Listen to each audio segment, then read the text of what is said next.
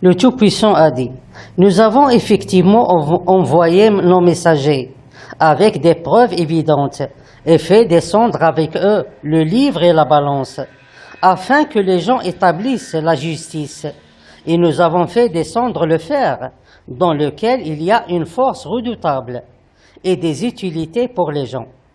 Et pour que Dieu reconnaisse qui défendra sa cause et celle de ses messagers dans l'invisible. Certes, Dieu est fort et puissant.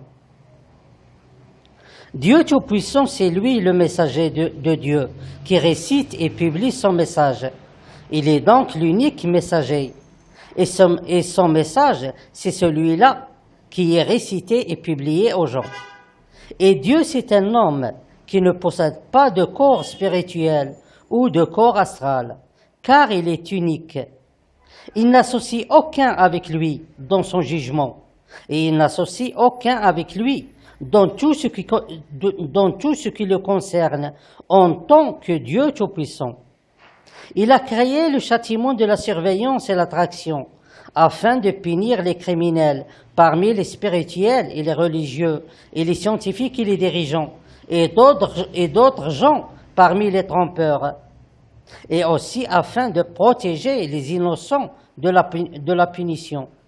Puis il a créé un autre châtiment d'une très grande importance, et c'est le châtiment de la protection.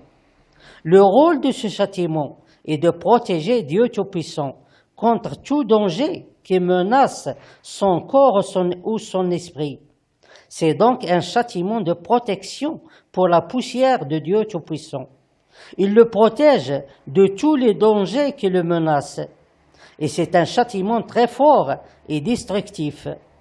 Il n'affronte pas seulement la menace, mais il la détruit complètement en détruisant sa racine, de telle façon qu'il ne reste aucune trace d'elle, comme si elle n'avait jamais existé.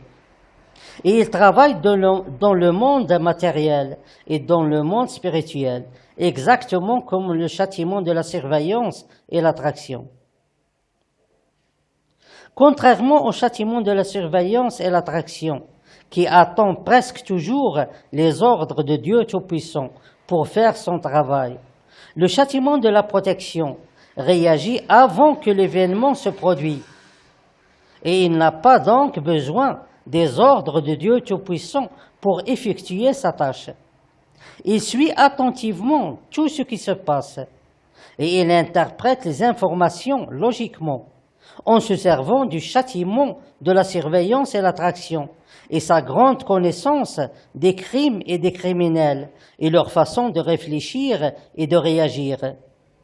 Et s'il remarque, d'après ses interprétations, l'existence d'un danger ou d'une menace contre Dieu Tout-Puissant, alors il réagit aussitôt pour détruire cette menace, avant même que la menace entre en action.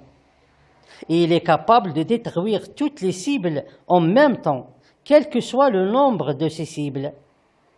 C'est un châtiment destructif. Son travail consiste à protéger Dieu Tout-Puissant par toutes les méthodes. Il élimine complètement le danger en attaquant le danger et sa racine, c'est-à-dire qu'il détruit l'ordre et son entourage, et l'exécution de l'ordre et son entourage, et les moyens pour exécuter l'ordre et leur entourage, quelle que soit la nature de ces moyens, qu'ils soient des humains, ou du fer, ou de l'acier, ou même des lois, ou n'importe quelle autre chose.